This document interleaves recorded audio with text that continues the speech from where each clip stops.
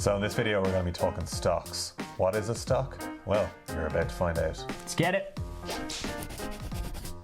A stock is a piece of a publicly traded company. So when you say you purchase a stock, the stock is usually in relation to a company itself, and then the shares that you buy are individual pieces of that company.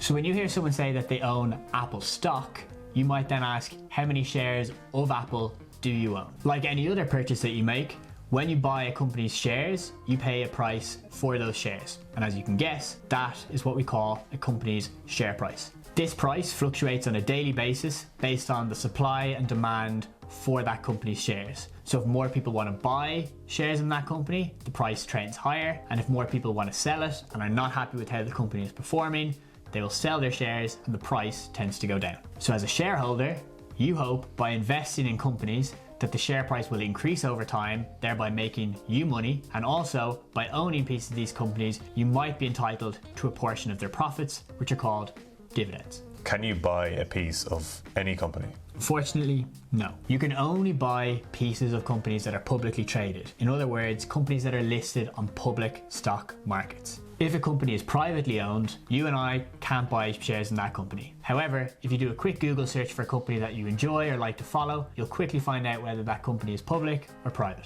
An IPO, or an initial public offering, is the first time a company's shares become public on the markets and are available for you and I to buy. So why do companies sell pieces of themselves to you and I? Companies do this to raise funds for the business. So this might be for investing in new assets, buying new machinery, buying new buildings, or just general growth and expansion. One thing many investors don't realize is that when you are buying stocks and shares, you are not actually buying them from the company itself. You are buying them from other investors like you and I. The only time you can really buy shares directly from a company is during their IPO.